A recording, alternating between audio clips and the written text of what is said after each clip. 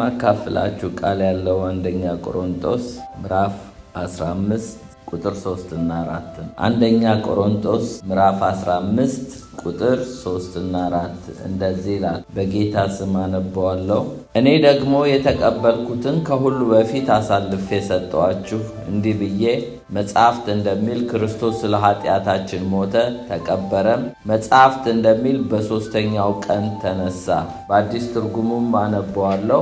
አዲስ ትርጉም እንደዚህ ይላል። አንደኛ ቆሮንቶስ ምዕራፍ 15 ከ3 እስከ 4 እኔ የተቀበልኩትንና ከሁሉ በላይ የሆነውን ለእናንተ አስተላልፌአለሁ። ቅዱሳት መጽሐፍት እንደሚሉት ክርስቶስ ስለ ኃጢአታችን ሞተ፣ ተቀበረ፣ በቅዱሳት መጽሐፍት እንደተጻፈው በሦስተኛው ቀን ተነሳ ይላል። እንጸልይ። እግዚአብሔር አምላካችን ሆይ እናመሰግንሃለን። ዛሬም በቃል ልትናገረን በፊት አለን። በኢየሱስ ስም በፍጹም ግልጽነት ተናገረን። እኔም ባሪያ በፍጹም ግልጽነት እንድናገር መንፈስ ቅዱስ በኢየሱስ ክርስቶስ ስም ሁሉን ነገር ተቆጣጠረው። ቃል በፍጹም ግልጽነት ይምጣልን በኢየሱስ ስም አሜን። እኔ ደግሞ የተቀበልኩትን ከሁሉ በፊት አሳልፌ ሰጠኋችሁ፣ እንዲህ ብዬ መጽሐፍት እንደሚል ክርስቶስ ስለ ኃጢአታችን ሞተ፣ ተቀበረ፣ መጽሐፍት እንደሚል በሦስተኛው ቀን ተነሳ ይላል። ጳውሎስ ደስ የሚለው መጽሐፍት የሚለውን ነው የሚያወራው፣ ከራሱ አያወራም። ዛሬ ብዙ ሰባኪዎች ብዙ ነገር ያወራሉ፣ ግን መጽሐፍት ከሚለው ውጭ ነው። ጳውሎስ ግን ምን ይላል? መጽሐፍት እንደሚል እዚህ ጋር ከሁሉ በፊት ይላል። የስብከቴ ርዕስ ከሁሉ በፊት የሚል ነው። ፈርስት ኦፍ ኦል የሚል ነው።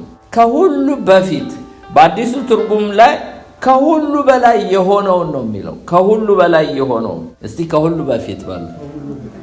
ከሁሉ በፊት ግን ወንጌል ነው። አሜን። ከትዳርም ከኑሮም ከተለያዩ ነገሮች ከስራም ከምንም ሁሉ በፊት ጳውሎስ ቸርነቱን የምታውቁት በምንድን ነው? ከሁሉ በፊት ያገኘውን ሲሰጥ ነው። ከሁሉ በፊት እኔ ደግሞ የተቀበልኩትን ይላል። እኔ የተቀበልኩትን ከሁሉ በፊት። ከሁሉ በፊት ማለት የሚበልጠውን ከሁሉ የበለጠውን ነገር ዋነኛውን ነገር ሰጠኋችሁ ነው የሚለው። ስብከቴ ከሁሉ በፊት የሚል ነው። ፈርስት ኦፍ ኦል የሚል ነው። መጽሐፍት እንደሚል የሚለው ምንን ያመለክተናል? መጽሐፍት እንደሚል የሚለው የመጽሐፍ ቅዱስን ኦቶሪቲ ወይም ደግሞ ዘ ኦቶሪቲ ኦፍ ስክሪፕቸር የመጽሐፍ ቅዱስን ስልጣን ነው የሚያሳየው። ጳውሎስ እዚህ ጋር የራሱን ስልጣን አይደለም ወይም የሰዎችን ስልጣን ሳይሆን የመጽሐፍ ቅዱስን ስልጣን ነው የሚያሳየው። ዘ ኦቶሪቲ ኦፍ ስክሪፕቸር መጽሐፍት እንደሚል የሚል ነው። ሌላው ደግሞ ምን ይላል?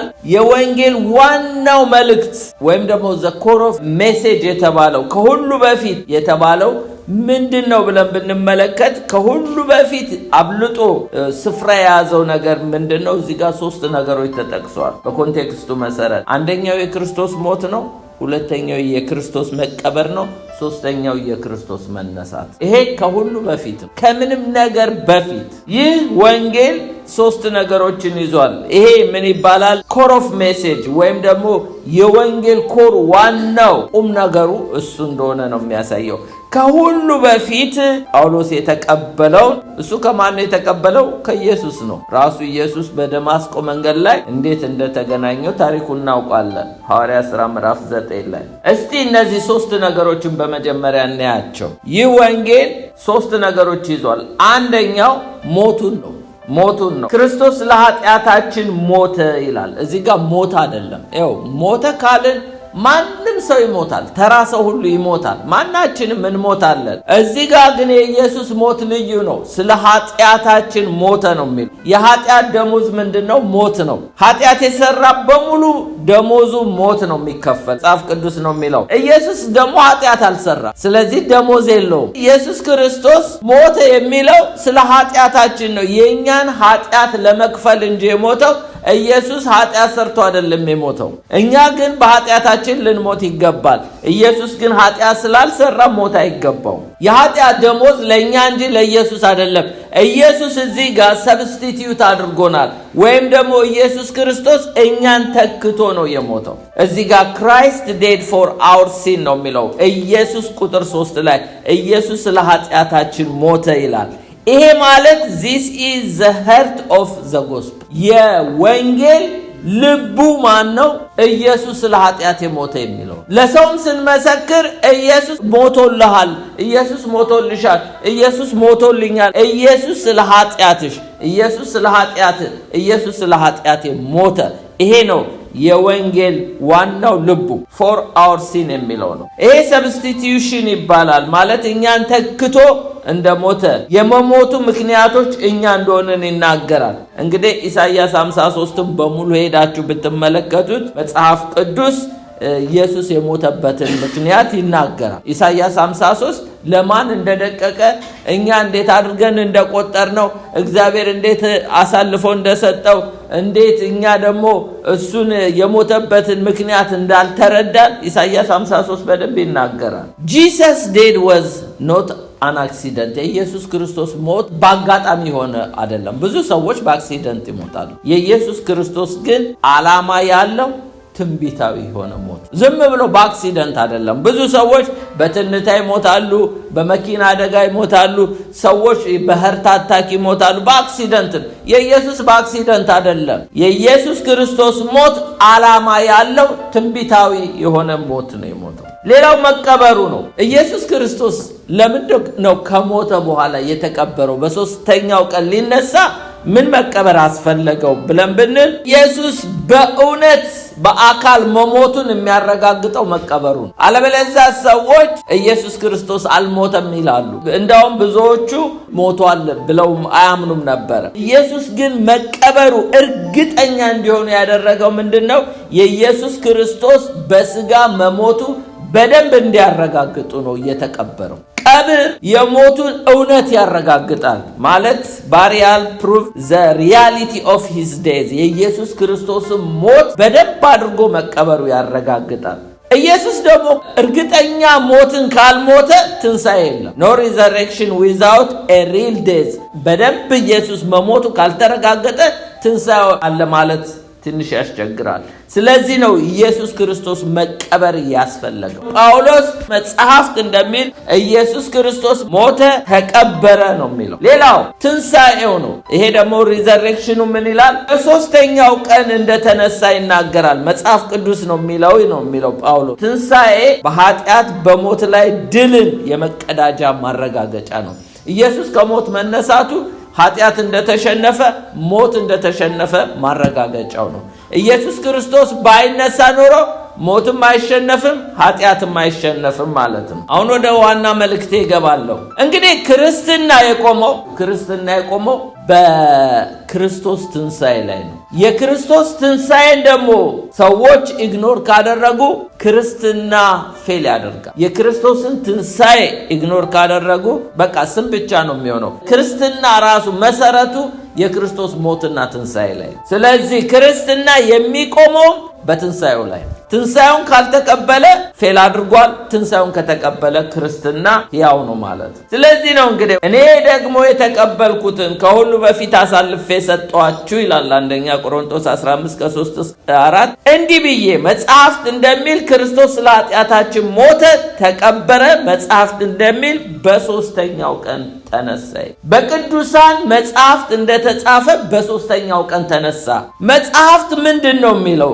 ወይም ደግሞ ቅዱሳን መጽሐፍት ምንድነው ስለ ትንሣኤ የሚያስተምሩን? ዘ ዶክትሪን ኦፍ ሪዘሬክሽን፣ የትንሣኤ ትምህርት ምንድነው የሚለውን 6 ነጥቦች አይተን ጨርሳለሁ። የመጀመሪያው ሪዘሬክሽን ኢዝ ኤ ፐርሰን። ትንሣኤ ስብዕና ነው። ምን ማለት ነው ትሉ ይሆናል። እናያለን። ትንሣኤ ስብዕና ነው። ኢየሱስ ክርስቶስ ራሱ ትንሣኤ ነው። ትንሣኤ አካል ያለው ስብዕና እንደሆነ እናያለን። ሁለተኛ ሪዘሬክሽን ኢዝ ኤ ፕሮፌሲ፣ ትንቢት ነው። ትንሣኤ ትንቢት ነው፣ አስቀድሞ የተተነበየ ነው። ኢት ዋዝ ፎርቶልድ ይላል። ትንሣኤ ትንቢት ነው። ሶስተኛው ሪዘሬክሽን ሃዝ ኤ ፐርፐስ፣ ዓላማ አለው። ትንሣኤ ዓላማ አለው። ምን አይነት ዓላማ እንዳለው እናያለን። አራተኛ ትንሣኤ ሪዘሬክሽን ሃዝ ፓወር፣ ትንሣኤ ፓወር አለው፣ ኃይል አለው፣ ጉልበት አለው፣ ዝም ብሎ አይደለም። ስለዚህ ትንሣኤ ኃይል አለው፣ ሕይወትን የሚቀይር ሕይወትን የሚለውጥ ኃይል አለው። አምስተኛው ሪዘሬክሽን ኢዝ ኤ ፕራክቲስ፣ ማለት ልምድ ነው፣ የምንለማመደው ነው። ፕራክቲካሊ የምንለማመደው ጉዳይ ነው። ዝም ብሎ ትንሣኤ በዓል እየጠበቅን የምናከብረው አይደለም። የዴይሊ ላይፍ የምንለማመደው ነው። የመጨረሻው ስድስተኛ ሪዘሬክሽን ኢዝ ኤ ፕሬዘንስ፣ መገኘት ነው፣ ህልውና ማለት ነው። እስቲ አንድ በአንድ እንየው። ትንሣኤ ፐርሰን ነው ወይም ስብዕና ያለው ነው። ኢየሱስ ክርስቶስ ለማርታ ምን አላት? ዮሐንስ 11:25 ላይ ኢየሱስም ትንሣኤና ሕይወት እኔ ነኝ፣ የሚያምንብኝ ቢሞት እንኳን በሕይወት ይሆናል አለ። ትንሣኤ እኔ ነኝ አለ። ኢየሱስ ክርስቶስ ሁሉ በሁሉ ነው። ካስፈለገ መንገድ ይሆናል፣ ካስፈለገ የበጎች በር መሆን ይችላል፣ ካስፈለገ የወይኑ ግንድ መሆን ይችላል። እኔ እውነት ነኝ፣ እኔ መንገድ ነኝ፣ እኔ ትንሣኤ ነኝ አለ። ግን ኢየሱስ ትንሣኤ ነው ማለት ኢየሱስ ክርስቶስ ለእግዚአብሔር ክብር በእግዚአብሔር ሰዓት ሲሆን ብቻ ነው በትንሣኤ የሚገለጥ። አልገባችሁ? በእግዚአብሔር ሰዓትና ለእግዚአብሔር ክብር በሆነ ጊዜ ብቻ ነው ትንሣኤ ያለው። እግዚአብሔር የሚከብር ከሆነ ነው አልዓዛር ከሞት የሚነሳው። ለምንድን ነው 4 ቀን የቆየው? ለምን በ3ኛው ቀን አላስነሳውም ብትሉ በእግዚአብሔር ሰዓት ስለሆነ ነው አልዓዛር የሚነሳው። ትንሣኤ ነው ኢየሱስ። በማንኛውም ሰዓት ማስነሳት ይችላል። ነገር ግን በእግዚአብሔር ሰዓት ነው የሚሰራው ኢየሱስ። ሁለተኛ ኢየሱስ ትንሣኤ ነው። ለምንድን ነው ሰውን ሁሉ የማያስነሳው ብትሉ ኢየሱስ ክርስቶስ እግዚአብሔር ካልከበረ አያደርገው። ስለዚህ ምንም ትንሣኤ ቢሆን በእግዚአብሔር ሰዓት ለእግዚአብሔር ክብር ነው የሚያደርገው። 10 በተባለች ከተማ ላይ ነው አንድን ሰው ቃሬዛው ነክቶ ወዲያው ነው ያስነሳው። ጌታ ከፈለገ ወዲያ ያስነሳል፣ በ4 ቀንም ያስነሳል። ከፈለገ ደግሞ ከብዙ ዓመታት በኋላ የሞቱት ሰዎች ደግሞ በጌታ ሰዓት ትንሣኤ ሙታን አለ አይደለ እንዴ? ጻድቃኖች ሁሉ ይነሳሉ። ታምናላችሁ አይደለ? ትንሣኤ ሙታን። ስለዚህ ኢየሱስ ክርስቶስ ከብዙ ዓመታት በኋላ ደግሞ የሞቱትን ሁሉ ሰዎች ያስነሳል። አሁን ለምን አያስነሳም ብትሉ በእግዚአብሔር ሰዓት ነው፣ ለእግዚአብሔር ክብር ብቻ ነው። ትንሣኤ ማለት ኤቨንት አይደለም፣ ክስተት አይደለም። በአንድ ወቅት የሆነ ኤቨንት ወይም ክስተት ሳይሆን ትንሣኤ ፐርሰን ነው። የሚሄድ የሚናገር የሚያደርግ የሚሰማ ትንሣኤ ሆኖ ነው። አልዓዛር ጋር እኮ የሄደው የሚናገር ትንሣኤ ሆኖ የሚራመድ ትንሣኤ ሆኖ፣ አሁን ኢየሱስ በ4ኛው ቀን ሲመጣ ትንሣኤ ሆኖ ነው። መንገድ ሆኖ አይደለም የመጣው፣ ትንሣኤ ሆኖ ነው የመጣው። ኢየሱስ ሁሉ በሁሉ ይሆናል፣ ግን ለእግዚአብሔር ክብር በእግዚአብሔር ሰዓት። ይህንን አስምሩበት። ኢየሱስ አልዓዛር ጋር ሲመጣ እየተራመደ ነው ይመጣ። ግን ምን ሊያደርግ? ሊያስነሳው። ኢየሱስ ትንሣኤና ሕይወት እኔ ነኝ፣ የሚያምንብኝ ቢሞት እንኳን ሕያው ይሆናል አለ። እሷ ስለ ወደፊቱ ትንሣኤ ነው የምታወራው፣ እሱ ግን ስለ አሁን ስለሚሆነው ትንሣኤ ነው የሚነግራት። አያችሁ፣ ኢየሱስ ክርስቶስ ትንሣኤ ነው። ትንሣኤ ፐርሰን ነው ስንል እንደው ኤቨንት በቃ ዓመት እየጠበቅን የምናከብረው ክስተት አይደለም። ትንሣኤስ ራሱ ሰው ነው ማለት ይቻላል። ኢየሱስ ሰው ነው አይደለ እንዴ? የሚራመድ ሰው፣ የሚናገር ሰው። ኢየሱስ እኔ ሕይወት ነኝ ብሏል። ሕይወትም ፐርሰን ነው፣ ትንሣኤም ፐርሰን ነው። ስለዚህ ኢየሱስ ክርስቶስ እግዚአብሔር የሚከብርበት ሰዓትና በእግዚአብሔር ሰዓት ትንሣኤ ሆኖ ይመጣል። ትንሣኤ ሆኖ ሲመጣ የሞተውን ሁሉ ያስነሳል። ወደፊት እኮ ኢየሱስ ክርስቶስ ለሙታኖች ትንሣኤ ሆኖ ነው የሚመጣላቸው። የሞቱትን ሁሉ ያስነሳል። እንዲሁ ደግሞ በሕይወት ላሉት ደግሞ እኛን ሊነጥቀን ይመጣል። እኛም ከሞትን ትንሣኤ ሆኖ ነው ኢየሱስ የሚመጣልን። ለምን? እሱ ራሱ ትንሣኤ ነው። እኔ ትንሣኤ ነኝ አለ። ትንሣኤ ፐርሰን ነው። ሐዋርያ ሥራ ምዕራፍ 2 ቁጥር 24 ላይ ይህም ኢየሱስን እግዚአብሔር አስነሳው፣ ለዚህ ነገር እኛ ምስክሮች ነን አሉ ደቀ መዛሙርቶች። ኢየሱስን ከሞት ያስነሳው እግዚአብሔር ነው፣ እኛ ምስክሮች ነን ብለው ሲናገሩ እናያለን። ኢየሱስ እኔ ትንሣኤ ነኝ ብሎ ከሞት ራሱ በራሱ አልተነሳም። የሞትን ጣር አጥፍቶ ያስነሳው የእግዚአብሔር መንፈስ፣ የትንሣኤ መንፈስ። ስለዚህ ኢየሱስ ክርስቶስ ትንሣኤ ነኝ ብሎ የፈለገውን ነገር አያደርግም። ለእግዚአብሔር ክብር በእግዚአብሔር ስም፣ እንደገናም ደግሞ የሚያደርገው ሁሉ ኢየሱስ ክርስቶስ በእግዚአብሔር ሰዓት። ሁለተኛው ፖይንት ትንሣኤ ፕሮፌሲ ነው። ኢየሱስ ክርስቶስ ራሱ ተናግሮታል ትንቢቱን። እንደገናም ደግሞ በብሉይ ኪዳን ተነግሯል። የኢየሱስ ክርስቶስ ትንሣኤ አስቀድሞ የተተነበየ ነው። ዝም ብሎ ትንሣኤ አይደለም፣ ተነግሯል በትንቢት ትንሣኤ እንዳለ። መዝሙር 16:10 ላይ በኦልድ ቴስትመንት ፕሮፌሲውን ሲናገር መዝሙር 16:10 ላይ ነፍሴም በሲኦል አትተዋትምና ቅዱሱ መበስበስን ያይ ዘንድ አትተውም። ይሄ ከ1000 ዓመት በፊት ኢየሱስ ክርስቶስ ከመሞቱ 1000 ዓመት በፊት የተነገረ ነው። በዳዊት የተነገረ ትንቢት ነው። ወደ 1000 ዓመት ይሆናል። በዛ ብቻ አይደለም። ይሄ ትንቢት እንደተፈጸመ ጴጥሮስ ሲያስረግጥልን ሐዋርያ ሥራ ምዕራፍ 2:27 ላይ ነፍሴን በሲኦል አትተዋትም፣ ቅዱሱ መበስበስን ያይ ዘንድ አትሰጠውም ያለው እንደተፈጸመ ጴጥሮስ ተናግሮ ይሄ መንፈስ እኮ የፈሰሰው ለዚህ ነው ብሎ ሲነግራቸው እናያለን። ኢሳይያስ ደግሞ ከ700 ዓመታት በኋላ ይሄ እንግዲህ ከ1000 ዓመታት በኋላ ነው። ይሄ ደግሞ ኢሳይያስ ከ700 ዓመታት በኋላ በዓመተ ዓለም ውስጥ ነው ይሄን ትንቢት ተናገረ። ኢሳይያስ 53 ከ10 እስከ 11 እግዚአብሔር በደዌ ያደቀው ዘንድ ፈቀደ ይላል። እግዚአብሔር እንግዲህ በደዌ ኢየሱስን ሊያደቀው ፈቀደ፣ ነፍሱን ስለ ኃጢአት መስዋዕት ካደረገ በኋላ ከሞተ በኋላ ማለት ነው። ዘሩን የትኛው እኛ እኮ አሁን የሚያየን እኮ ጌታ ኢየሱስ ክርስቶስ ኢየሱስ ዘሮች ነን አይደለ? ከሞተ በኋላ ነፍሱን መስዋዕት ካደረገ በኋላ ዘሩን እድሜው ይረዝማል። እንዴ ኢየሱስ ስንት ዓመት ነው? 33 ዓመት ነው እኮ የኖረው። እንዴት እድሜው ይረዝማል? ከትንሣኤ በኋላ የኖረው እድሜ ረጅም፣ ገና ለዘላለም ይኖራል፣ ገና ለዘላለም ያኖረናል። እድሜው ረጅም ነው ኢየሱስ። ለምን? ከትንሣኤ በኋላ በሕይወት ስቲል ያለ ኢየሱስ ክርስቶስ ብቻ ነው። ተነስቶ በሕይወት የሚመላለስ ኢየሱስ ክርስቶስ ብቻ ነው። ግን ምን ይላል? ነፍሱን ስለ ኃጢአት መስዋዕት ካደረገ በኋላ ማለት ከሞተ በኋላ ዘሩን ያያል፣ እድሜው ይረዝማል፣ የእግዚአብሔር ፈቃድ በእጁ ይከናወናል። ኢየሱስ እኛ የእግዚአብሔር ፈቃድ የተከናወነለት የሚመስለን በዛች በ3 ዓመቱ ብቻ ይመስለናል።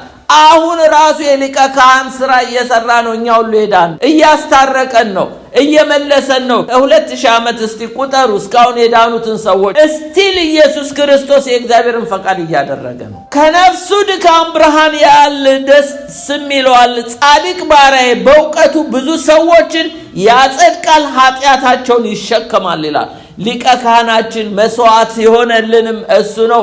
እኛን ብዙዎቻችን በእውቀቱ ያጸደቀን እሱ ነው። የወንጌል ብርሃን እያበራልን። ስለዚህ ያጸደቀን ኃጢአታችንን መስቀል ላይ ተሸክሞ የሞተልን እሱ ነው። በኢየሱስና በኢሳይያስ ባለው ጋፕ ውስጥ 700 ዓመታት ይሆናል። ሌላው ዮናስን ነው። ዮናስ 1:17 ላይ እግዚአብሔርም ዮናስን የሚውል ታላቅ አሳ አሰናዳ ይላል። ዮናስንም 3 ቀን 3 ሌሊት በአሳ ሆድ ውስጥ ነበር ይላል። ይሄም የኢየሱስ ክርስቶስን ሞትን እና እንደገናም ደግሞ ኢየሱስ ክርስቶስ በመቃብር ውስጥ ያለውን ቆይታ ያሳያል። ይሄ እንግዲህ ኦልድ ቴስትመንቶች የተናገሩት ትንቢት ነው። ነገር ግን በአዲስ ኪዳን ደግሞ ራሱ ኢየሱስ ክርስቶስ ማቴዎስ 12:40 ላይ ዮናስ በአሳ አንባሪ ሆድ 3 ቀን 3 ሌሊት እንደነበረ እንዲሁ የሰው ልጅ በምድር ልብ 3 ቀን 3 ሌሊት ይኖራል። አንዳንድ ቴዎሎጂያንስ ምን ይላሉ?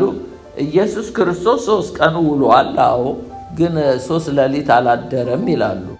ምክንያቱም እሁድ ቀን ተነስቷል። ቅዳሜን ነበር፣ አርብን ሌሊት ነበረ። እሁድ ቀን ላይ ግን ስለተነሳ እሁድ ሌሊት አልነበረም። ግን ቀኖቹን ግን 3 ቀን ነው ይላሉ። ኤኒዌይ ግን ኢየሱስ ክርስቶስ እዚህ ጋር ምን ብሏል? ዮናስ እንደነበረ እዚህም የሰው ልጅ ይሆን ዘንድ ይገባዋል ይላል ማቴዎስ። ይሄ እንግዲህ ኢየሱስ ስለራሱ ሞትና ትንሣኤ የተናገረው ነው። ማቴዎስ ላይ በተለይ ኢየሱስ ክርስቶስ 4 ተናግሯል። አንዱ ዮናስ ነው። ሌላው ደግሞ ቁጥር ምዕራፍ 16:21 ላይ ከመሞቱ በፊት ስለራሱ ትንሣኤ እንደሚነሳ የተናገረው ነው የምናገረው። ማቴዎስ 16:21 ላይ እንዲላል ከዚያን ቀን ጀምሮ ኢየሱስ ወደ ኢየሩሳሌም ይሄድ ዘንድ ከሽማግሌዎች፣ ከካህናት አለቆች፣ ከጻፍት ብዙ መከራ ይቀበል ይገደል ዘንድ በ3ኛው ቀን ይነሳ ዘንድ እንዲገባው ለደቀ መዛሙርቱ ይገልጥላቸው ጀመረ። እየገለጠላቸው እያብራራላቸው ነግሯቸዋል። ይሄ ደግሞ መቼ ነው ይላሉ? ከ1 ዓመት በፊት ነው። ኢየሱስ ከመሞቱ 1 ዓመት በፊት ራሱ ኢየሱስ ተናግሯል። ማቴዎስ 17ም ላይ እንደዚሁ ይላል። ማቴዎስ 17:22 እስከ 23 በገሊላ ሲመላለስ ኢየሱስን የሰው ልጅ በሰው እጅ አልፎ ይሰጥ ዘንድ አለ፣ ይገሉትማል፣ በ3ኛው ቀን ይነሳል አላቸው። ይገሉታል፣ በ3ኛው ቀን ይነሳል። ይሄም ኢየሱስ ስለራሱ ትንቢት የተናገረው ነው። ሌላው እዛው ማቴዎስ 20 ላይ ከ17 እስከ 19 ሌላ ትንቢት ደግሞ ሲነግራቸው እንደሚነሳ ኢየሱስም ወደ ኢየሩሳሌም ሊወጣ ሳለ በመንገድ 12ቱን ደቀ መዛሙርት ብቻቸውን ወደ እርሱ አቅርቦ እነሆ ወደ ኢየሩሳሌም እንወጣለን፣ የሰው ልጅ ለካህናት አለቆች ለጻፎች ይሰጣል፣ የሞት ፍርድም ይፈርዱበታል፣ ሊዘብቱበት ሊገርፉትም ሊሰቅሉትም ለአሕዛብ አሳልፈው ይሰጡታል፣ በሦስተኛው ቀን ይነሳል አላቸው። ተመልከቱ እንግዲህ በማቴዎስ ላይ ብቻ ከዮናስ ጀምሮ 4 ጊዜ ኢየሱስ ለራሱ መነሳት ትንቢት ተናግሯል። ዮሐንስ ወንጌል ምዕራፍ 2:19 ላይ እንደዚህ የሚል ቃል አለ። ኢየሱስም መልሶ በዮሐንስ ወንጌል ላይ ይህም ቤተ መቅደስ አፍርሱት፣ በ3 ቀን አስነሳዋለሁ አላቸው። ትንሣኤው እንግዲህ አዲስ ነገር አይደለም። ለምን? ከድሮ ጀምሮ በብሉይ ኪዳን ተናግሯል። ኢየሱስ ራሱ ደግሞ ደጋግሞ ተናግሯል። የሚገርመው ግን ደቀ መዛሙርቶቹ እንደዚህ ደጋግሞ ነግሯቸው ነው የረሱ። እንደተናገራችሁ ተነስቷል፣ ከዚህ ምን ትፈልጋላችሁ ብለዋቸው ነበር ሴቶችን። ሕያውን ከሙታን መንደር ለምን ትፈልጉታላችሁ? እንደተናገረ እኮ ተነስቷል። እነሱ ግን አላስተዋሉም ነበር። ደቀ መዛሙርቶቹም በር ዘግተው ነበር። የኤማሁስ መንገደኞች ኮብልለው ነበር። የሴቶቹም ሙታን ሰፈር ኢየሱስን ይፈልጉታል። እንደተናገረ ግን እሱ ይኸው አስቀድሞ እንደሚነሳ በ3ኛው ቀን አስቀድሞ ስለራሱ ፕሪዲክሽን አድርጓል። እንደገናም ደግሞ ትንቢት ተነግሮለን ነበር። ስለዚህ ትንሣኤ ምንድነው? ትንቢት ነው፣ የተነገረ ትንቢት ነው። ትንሣኤ ፐርሰን ነው፣ ሕያው የሆነ። 3ኛው ትንሣኤ ፐርፐዝ ነው፣ ዓላማ ያለው ዝም ብሎ አይደለም። ግን ፐርፐዝ ብቻ አይደለም፣ ፕሪቪሌጅም ነው። በእግዚአብሔር ዘንድ ስናየው ትንሣኤ በእግዚአብሔር ዘንድ ዓላማ ያለው ነው ለሰው ልጆች። ለራሳችን ግን ስንመለከተው it is a privilege ነው። ለኛ ፕሪቪሌጅ ነው፣ ለእግዚአብሔር ደግሞ ፐርፐዙ ነው፣ ዓላማው ነው። ምን እንደሆነ እናያለን። ትንሣኤ ዓላማ እንደሆነ የመጀመሪያው ጀስቲፊኬሽን የጸደቅንበት መጽደቅን እግዚአብሔር ያደረገው በምንድን ነው? በትንሣኤ ነው። ሮሜ 4:24-5 ስለ በደላችን አልፎ የተሰጠውን እኛን ስለ ማጽደቅ የተነሳው ይሄ እኛን ስለ ማጽደቅ የተነሳው የእግዚአብሔር ፐርፐዝ ነው። ለእኛ ደግሞ ፕሪቪሌጅ ነው፣ መታደል ነው። እኛ የጸደቅነው ኢየሱስ ከሞት ተነስቶ ነው። ጌታችን ኢየሱስን ከሙታን ባስነሳው ለምናምን ለእኛ ይቆጥርልን ዘንድ አለው ይላል። ስለዚህ ትንሣኤ የእግዚአብሔር ዓላማ ነው፣ ፐርፐዝ ነው፣ ለእኛ ፕሪቪሌጅ ነው፣ የጸደቅንበት ስለሆነ ነው። ሌላው sin has been fully paid for us ሙሉ በሙሉ እንደተከፈለ ያረጋግጥልናል። ፕሪቪሌጁ ምንድነው? በእግዚአብሔር ፊት ጻድቃን ሆነን መገኘታችን መታደል። ይሄ ለኛ መታደል ነው። ሁለተኛው ትንሣኤ በእግዚአብሔር ዘንድ ፐርፐዝ ነው፣ ለኛ ፕሪቪሌጅ ነው። ይሄ ሕያው ተስፋ ነው። ሊቪንግ ሆፕ ሕያው ተስፋ ነው። ምን ይላል? አንደኛ ጴጥሮስ ምዕራፍ 1:3-5 ኢየሱስ ክርስቶስ ከሙታን በመነሳቱ አስምሩት፣ ለሕያው ተስፋና ለማይጠፋ እድፈት ለሌለው ለማያልፍ ርስት እንደ ምሕረቱ ብዛት ሁለተኛ የወለደን የጌታችን የኢየሱስ ክርስቶስ አምላክና አባት ይባረክ። ይህም ርስት በመጨረሻው ዘመን ይገለጽ ዘንድ ለተዘጋጀ መዳን በእምነት በእግዚአብሔር ኃይል ለተጠበቃችሁ ለእናንተ በሰማይ ቀርቶላችኋል ይላል። ለሕያው ተስፋ ይላል። ምንድነው ለኛ እድሉ? ምንድነው ፕሪቪሌጁ ብትሉ ዩር ፊውቸር ይላል። የእናንተ የወደፊት እድላችሁ አስተማማኝና ተስፋ የተሞላ መሆኑ ነው ይላል። ምክንያቱም አስተማማኝ ሕያው ተስፋ ማለት አስተማማኝ ነው። ሰዎች የሚሰጧችሁ ተስፋ ዘላለማዊነት የለውም። ወይም ደግሞ ማንኛውም ሰው የሚገባላችሁ ቃል ኪዳን ዘለቄታ የለውም። ይሄ ግን ሕያው ተስፋ ነው ማለት አስተማማኝ ነው። ስለዚህ ሕያው ተስፋ ነው። ትንሣኤ ለኛ ፕሪቪሌጅ ነው፣ ለእግዚአብሔር ደግሞ ፐርፐዙ ነው፣ ለሰው ልጆች የሰጠው ተስፋ። 3ኛው ትንሣኤ ቪክትሪ ነው፣ በሞት ላይ ስልጣን ያለው ነው። ይሄ እግዚአብሔር ሞትን የገደለበት ትንሣኤ በሞቱ ሞትን የገደለበት በሞቱ ሞትን የሻረበት ነው። ለኛ ደግሞ ፕሪቪሌጁ ከሞት ፍርሃት ከዘላለም ሞት ያመለጥንበት ነው። አንደኛ ቆሮንቶስ 15:54-57 እንዲላል ዳሩ ግን ይህ የሚበሰብሰው የማይበሰብሰው ሊለብስ፣ ይህ የሚሞተው የማይሞተው ሊለብስ በዚያን ጊዜ ሞት ድል በመነሳት ተዋጠ ተብሎ የተጻፈው ቃል ይፈጸማል። ሞት ሆይ መውጊያ የታለ? ሲኦል ሆይ ድል መንሳት የታለ? የሞት መውጊያ ኃጢአት ነው፣ የኃጢአት ኃይል ሕግ ነው። ነገር ግን በጌታችን በኢየሱስ ክርስቶስ በኩል ድል በመንሳት ለሚሰጠን ለእግዚአብሔር ምስጋና ይሁን ይላል። ሞት የተሸነፈው በትንሣኤ ነው። ብዙ ሰዎች ሞተዋል፣ እስካሁን በመቃብር ናቸው። ኢየሱስ ብቻ ነው መቃብሩ ባዶ ሆነ እንደዘመርነው ተነስቶ የወጣው። ደግሞ ታውቃላችሁ ኢየሱስ ክርስቶስ ብዙ ጊዜ እኛ የምናምነው መቃብሩን ድንጋዩን ፈንቅሎ እሱ ምንም አልፈነቀለም። ኢየሱስ ክርስቶስ በተዘጋ መቃብር ነው የወጣው። በተዘጋ በር ቤት ውስጥ እንደገባ በተዘጋ መቃብር ነው የወጣው። መልአኮቹ ናቸው መቃብሩን የፈነቀሉት፣ እሱንም ለሴቶቹ ሊያሳዩ እንጂ ኢየሱስ ክርስቶስ ድንጋዩን አላንከባለለው። ሰዎችም አላንከባለሉትም፣ መልአኮች ናቸው። መልአኩም ደግሞ ያው መልአኮች እንደምታውቁት የመጀመሪያ የምስራች የተናገሩ ኢየሱስ ተወለደ ብለው እነሱ ናቸው። የመጀመሪያ ትንሣኤ የሚያበሰሩት መልአኮች ናቸው። ከዛ በኋላ ለሴቶቹ ነገሩ፣ ሴቶቹ ደግሞ ለደቀ መዛሙርቶች። ስለዚህ ትንሣኤ ኢየሱስ ክርስቶስ ሞትን ድል አድርጎ ሞትን ያሸነፈበት ነው። ስለዚህ ለእኛ ፕሪቪሌጅ ነው። እኛ እኮ መሞት ብቻ አይደለም፣ የሞት ፍርሃት ብቻ ያስጨንቀናል።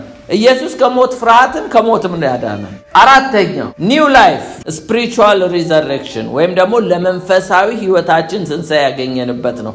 አዲስ ህይወት ለእኛ ፕሪቪሌጅ ነው። አዲስ ህይወት ማግኘታችን እግዚአብሔር ለሰው ልጆች አዲስ ህይወትን ያዘጋጀበት ዓላማው ፐርፐዙ ትንሣኤ ነው። ሮሜ 6:4 ላይ እንግዲህ ክርስቶስ በአብ ክብር ከሙታን እንደተነሳ፣ ኢየሱስ በአብ ክብር ነው ከሙታን የተነሳው፣ እንዲሁ እኛ ይላል። እንዲሁም ልክ ኢየሱስ በተነሳበት እንዲሁ እኛ በአዲስ ህይወት እንድንመላለስ ከሞቱ ጋር አንድ እንሆን ዘንድ በጥምቀት ከእርሱ ጋር ተቀበርን። ትንሣኤውን በሚመስል ደግሞ ትንሣኤ ከእርሱ ጋር እንተባበራለን። ስለዚህ ለእኛ ፕሪቪሌጁ ምንድን ነው? ከአሁን በኋላ አዲስ ህይወት መኖራችን፣ ለእኛ አዲስ ህይወት መኖራችን። ምክንያቱም የቀደመው ዘመን አልፏል፣ የቀደመው አልፏል፣ ሁሉ አሮጌው አልፏል፣ ሁሉን አዲስ አድርጎታል ብሏል። ስለዚህ እኛ ዛሬ በክርስቶስ ኢየሱስ ያገኘነው ህይወት አዲስ ህይወት ነው። አምስተኛው ምንድነው?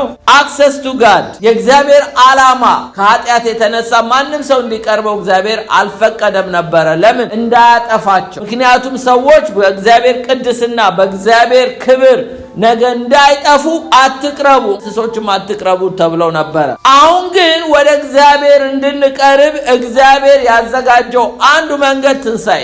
ኢየሱስ ከሞት በመነሳቱ እኛ እንቀርባለን። ለእኛ ደግሞ ፕሪቪሌጁ እግዚአብሔር ጋር መቅረባችን። ዕብራውያን 10:19-20 እንግዲህ ወንድሞች ሆይ በመረቀልን በአዲስ በሕያው መንገድ ወደ ቅድስት በኢየሱስ ደም በመጋረጃው ማለትም በስጋው በኩል ደምቶ ሞቶ ነው። በስጋው የሚለው መጋረጃው እንደተቀደደ የኢየሱስ አካል ተሰንጥቆልን ሞቶልን ነው እኛ ወደ እግዚአብሔር የመቅረብ ድፍረት ያገኘነው።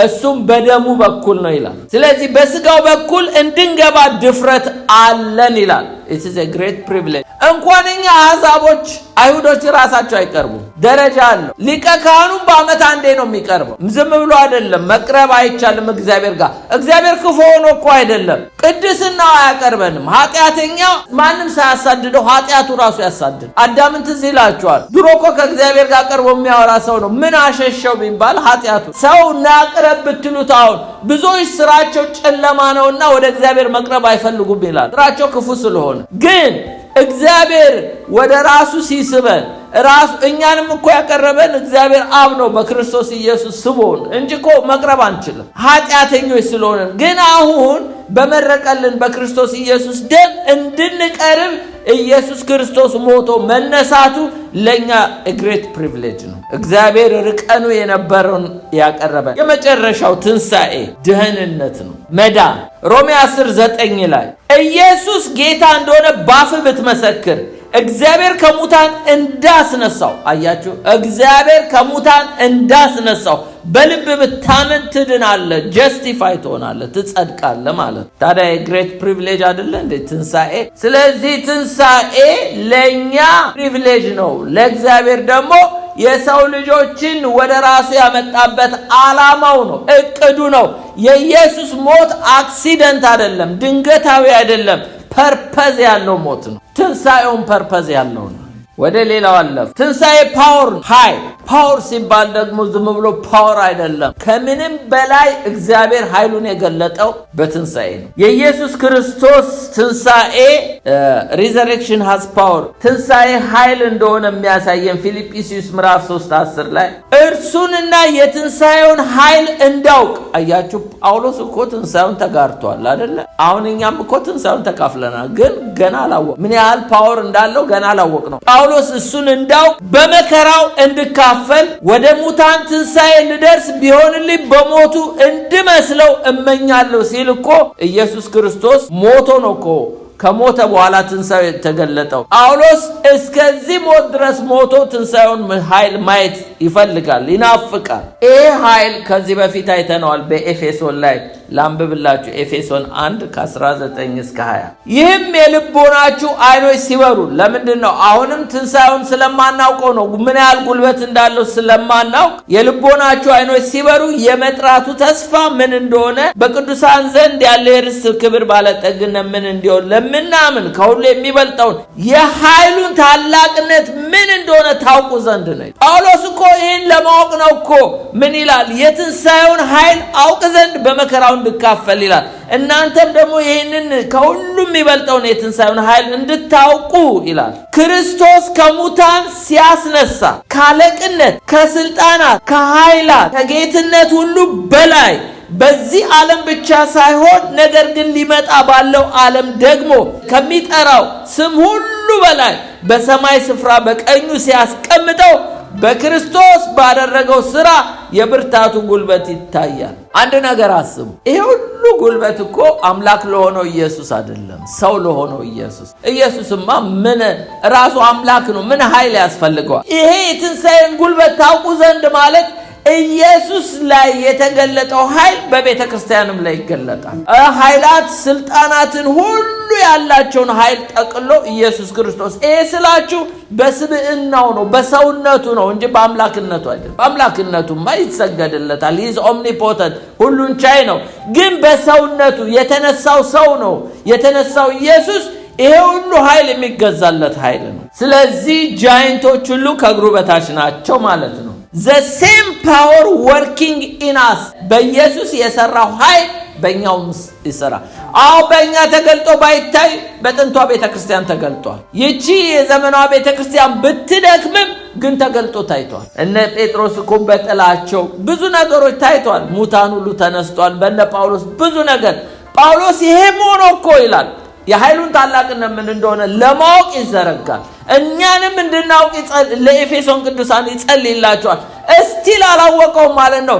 በእግዚአብሔር በትንሣኤ ውስጥ የተገለጠው ኃይል እጅግ ኃይለኛ ነው። ይሄ ኃይል ሮሜ 1:3-4 ምን ይላል? ይህም ወንጌል በሥጋ ከዳዊት ዘር ስለተወለደ እንደ ቅድስና መንፈስ ግን ከሙታን መነሳት የተነሳ በኃይል የእግዚአብሔር ልጅ ሆኖ ስለተገለጠ ስለ ልጁ ነው።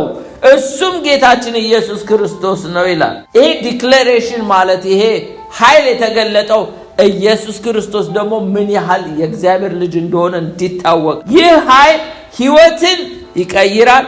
ይህ ኃይል የኃጢአትን ጉልበት ይሰብራል።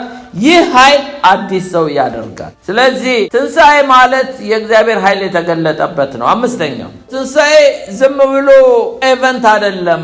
በዓል እየጠበቅ የምናከብረው ሳይሆን የምንለማመደው ነው። ፕራክቲካሊ የምንለማመደው ነው። ሊቪንግ ዘ ሪዘሬክሽን ላይፍ ይላል እና እዚህ ጋር ፕራክቲካል የምንለማመደው ነው።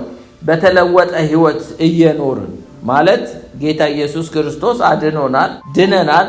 ነገር ግን ትንሣኤ ልምምድ ይጠይቃል። ማለት የኛን የሥጋ ጥበብ የተወን በእግዚአብሔር ኃይል የምንለማመደው ነው። እንዲህ ይላል ሮሜ 6:4 ላይ እንግዲህ ክርስቶስ በአብ ክብር ከሙታን እንደተነሳ፣ ኢየሱስ በአብ ክብር ከሙታን ተነስቷል። እኛ በአዲስ ህይወት እንድንመላለስ። አያችሁ፣ ይሄ ትንሣኤ በአዲስ ህይወት እንድንመላለስ የሚያደርገን።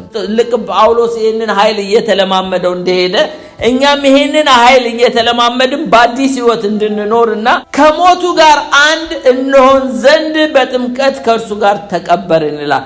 ከሞቱ ጋር እንደተባበርን በትንሣኤውም ኃይል ከጌታ ጋር በመተባበር ወክ የምናደርገው በኒው ላይፍ ነው። ስለዚህ በአዲስ ሕይወት እንድንመላለስ የሚያደርግ ነው ይሄ ትንሣኤ እንጂ ዝም ብሎ ዓመት እየጠበቅን የምናከብረው አይደለም። የዴይሊ ላይፋችን ነው። ምን አለው ጳውሎስን?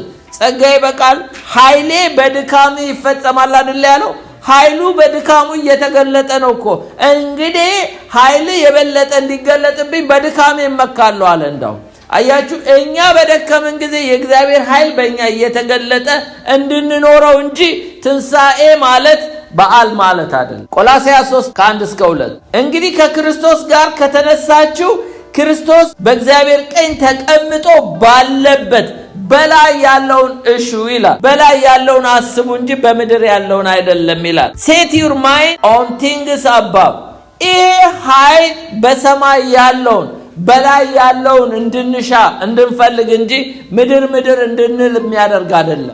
ማይንዳችንን ሴታፕ እንድናደርግ የሚያስፈልገው በላይ ያለውን ከመፈለግ ጋር ነው። ምክንያቱም ይላል እንግዲህ ከክርስቶስ ጋር ከተነሳችሁ ክርስቶስ በእግዚአብሔር ቀኝ ተቀምጦ ባለበት ይላል በላይ ያለውን እሹ። ትዝ ይላችኋል ደቀ መዛሙርቶቹ ኃይል እስከምትቀበሉ ከኢየሩሳሌም አትውጡ ነው ያላቸው።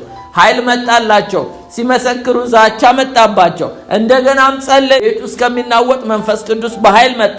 በጸለዩ ጊዜ ከላይ መንፈስ ቅዱስ መጥቶ እንደገና ኃይል እየሞላቸው እንደገና ያንን የትንሣኤ ኃይል እየተሞሉ ነበር ወንጌል የሚሰብኩት። ስለዚህ ኃይል ያስፈልገናል። ምን ይላል? የአምልኮ መልክ አላቸው ኃይሉን ግን ክደዋል ይላል። የመጨረሻ ዘመን ያሉ በተለይ ብዙዎች ክህደቱ ግን ምን ላይ ነው? ኃይል ላይ ነው። ጠላት ዋናው ጉልበት የሶምሶንን ጉልበት የበላው ኃይሉን ምንጩን ላይ ላጭቶት ነው። እኛ ደግሞ ዛሬ የአምልኮ መልክ እያስጨበጠ ጠላት ኃይሉን እንዳይወስድ የእግዚአብሔር ኃይል ላይ መበርታት አለብን። ምክንያቱም ካለ እግዚአብሔር ኃይል ምንም ማድረግ ስለማይቻል። ይሄ ግን የትንሣኤ ውጤት ነው። ገላትያ ምዕራፍ 2:20 ላይ ከክርስቶስ ጋር ተሰቅያለሁ፣ እኔ አሁን ሕያው ሆኜ አልኖርም። ለምን?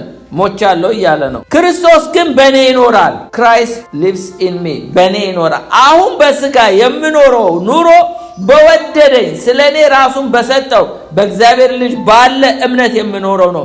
ስለዚህ ጳውሎስ እኔ ከክርስቶስ ጋር ተሰቅያለሁ፣ አሁን የምኖረው በራሴ ኃይል በራሴ ጉልበት ሳይሆን በክርስቶስ ላይ ባለኝ እምነት በሱ በሚሰጠኝ ጉልበትና አቅም ነው እያለ። ምክንያቱም አንዳንዴ በስጋ መኖር ስላለ ነው። ስለዚህ ይህ ኃይል ተግባራዊ ህይወት እንድንኖር ያደርገናል። የተለወጠ ህይወት እንድንኖር ያደርገናል። ክርስቶስን ማዕከል ያደረገ ኑሮ እንድንኖር ያደርገናል። ከኃጢአት የተለየ መንገድ እንድንኖር የሚያደርግ ኃይል ነው። የመጨረሻውን ብዬ ጨርሳለሁ። ሪዘሬክሽን ኃይል ብቻ ሳይሆን መገኘት ነው፣ ፕሬዘንስ ነው። የእግዚአብሔር ፕሬዘንስ፣ የእግዚአብሔር ህልውና። ራዕይ ምዕራፍ 1:18 ላይ እንደዚህ የሚል ቃል አለ። ሞቼ ነበር፣ እነሆ ከዘላለም እስከ ዘላለም ድረስ ሕያው ነኝ፣ የሞትና የሲኦል መክፈቻ አለኝ ይላል። ኢየሱስ ክርስቶስ ታውቃላችሁ ከሞት ከተነሳ በኋላ የትም ቦታ ይገኛል። ኤማውስ መንገደኞች መንገድ ላይ እየተወለጉ ሲሄዱ በመካከላቸው ተገኘ። አሳ ላይ ያጠምዱ ሄደው ተገኘ። በር ዘግተው ተቀምጠው በመካከላቸው ተገኘ። ትንሣኤ መገኘት ነው። ኢየሱስ ክርስቶስ ሁለትም ሶስትም ሆናችሁ በስሜ በተሰበሰባችሁበት ምን አደርጋለሁ አለ? እገኛለሁ አለ። ትንሣኤ በሰባቱ አብያተ ክርስቲያናት መካከል የሚመላለስ ነው። ትንሣኤ ኢየሱስ ክርስቶስ በመንፈስ የትም ቦታ የሚገኝበት ቦታ ነው። የጌታ መገኘት ነው። ሞቼ ነበርኩ፣ አሁን ከዘላለም እስከ ዘላለም ድረስ ሕያው ነኝ። አሁን እኔ ሕያው ነኝ። አሁን ሞቼ ነበር እና የሞት የሲኦል መክፈቻ አለኝ። ስለዚህ ቤትም ቦታ ጌታ ኢየሱስ አለ። በሰማይም አለ፣ በምድርም አለ። የትም ቅዱሳን ቢሰበሰቡ አለ። ብንደክምም እንደ ኤማውስ መንገደኞች ጌታ ይገኛል። ብንበረታም ይገኛል፣ ብንተጋም ይገኛል፣ ብንወድቅም ይገኛል። ጌታ ብዙዎችን አንስቷል። የወደቁትን ብዙዎችን የሳቱትን ሰው ያልደረሳቸውን ደርሷቸዋል። ኢየሱስ ሕያውና ከኛ ጋር መሆኑን የሚያሳይ ማቴዎስ 28:20 ላይ እንዲህ ይላል፣ እነሆ እኔ እስከ ዓለም ፍጻሜ ድረስ ሁልጊዜ ከእናንተ ጋር ነኝ። ኢየሱስ መገኘቱ ከኛ ጋር መሆኑን ይኸው ይናገራል ቃሉ። እኔ እስከ ዓለም ፍጻሜ ከእናንተ ጋር ነኝ። ለምን? እኔ ተነስቻለሁ ከሞት። ስለዚህ ቤትም ቦታ መቼም ቢሆን እገኛለሁ ማለት ነው። አስቸጋሪ በሆነ ነገር ውስጥ ሁሉ ጌታ ይገኛል። መቼም ቢሆን ብቻችንን አይደለንም። ብቻችንንማ ቢሆን ኖሮ ባላንጣ ጠላት እኮ አለን። ጥርሳቸው ንክሻ አሳልፈው አልሰጠንም፣ በጫጭቆ በጣልን ነበረ። ትንሣኤው የጌታ መገኘት ነው። ከሞት ከተነሳ በኋላ ኢሞርታል ቦዲ ከለበሰ በኋላ የትንሣኤውን አካል ከለበሰ በኋላ ግን በጥብራዲዮስም ይገኛል፣ በተዘጋው በር ውስጥ ይገኛል፣ በመቃብር ቦታ ሴቶች ሲፈልጉት ቤትም ቦታ ኢየሱስ ይገኝ። ግን ችግሩ ምንድነው? ሲገኝ ግን አያውቁትም ሁሉም። ሴቷም ማርያምም አላወቀችውም። ምን አትክልተኛ መስሏት ነበር አይደለ እንዴ?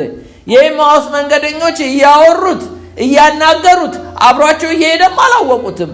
ምግብ ቆርሶ ቤታቸው ገብቶ ባርኮ ሲሰጣቸው ነው አይናቸው የተከፈተው።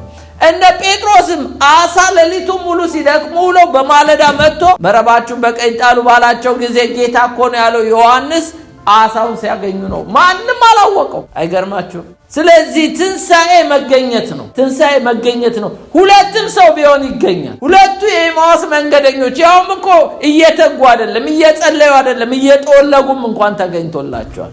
ትንሣኤ መገኘት ነው። በር ዘግተው ፈርተው ለተቀመጡም ተገኘላቸው። አሳም ሊያጠምዱ ሄደው ሲደክሙ ውለው ላጡ ለከሰሩትም ተገኘላቸው። ትንሣኤ መገኘት ነው። ቤትም ቦታ ጌታ ይገኛል። ስለዚህ እኔ እስከ ዓለም ፍጻሜ ድረስ ሁልጊዜ ከእናንተ ጋር ነኝ ይላል። በውጭ መገኘት ብቻ ሳይሆን በእኛ ውስጥም የተገኘ ነው። ኢንድዌሊንግ ላይፍ ክራይስት ኢናስ። አሁን ዊዛስ ሳይሆን ኢናስ፣ በእኛ ውስጥ ደግሞ አለ። ቆላስይስ 1:27 ላይ እንዲህ ይላል፣ ለእነርሱም እግዚአብሔር በአሕዛብ ዘንድ ያለውን የዚህን ምስጢር ክብር ባለጠግነት ምን እንደሆነ አስታውቅ ዘንድ ነው።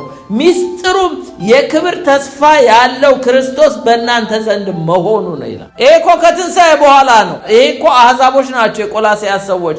በእነሱ መካከል ተገኝቷል ጌታ። በልባችን ውስጥ የክብር ተስፋ የሆነው ጌታ በመንፈስ አለ። ትንሣኤ መገኘት ነው። ጌታ ከኛ ጋር ነው። ስለዚህ ትንሣኤ መገኘት ነው፣ በዓል አይደለም። ትንሣኤ ሕያው ነው።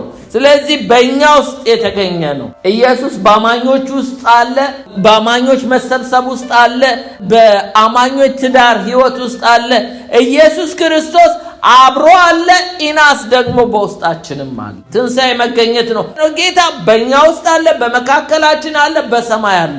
ሌላው ትንሣኤ ሪዘሬክሽን በእኛም ሕይወት እየሰራ ነው። ኤፌሶን ምዕራፍ 1:19-20 ለእኛ ለምናምነው ከሁሉ በላይ ታላቅ የሆነውን የኃይሉን እንድታውቁ ጸልያለሁ ሲል በእኛም ስለሚሰራ እኮ ክርስቶስ ከሙታን ሲያስነሳው በሰማይ ስፍራ በቀኙ ሲያስቀምጠው የታየ ነው ይላል። ክርስቶስን ያስነሳው ኃይል በእኛም ውስጥ ዛሬ እንደሚሰራ መገኘቱ ብቻ ሳይሆን በእኛም ውስጥ ያ ኃይል ስለሚሰራ ነው።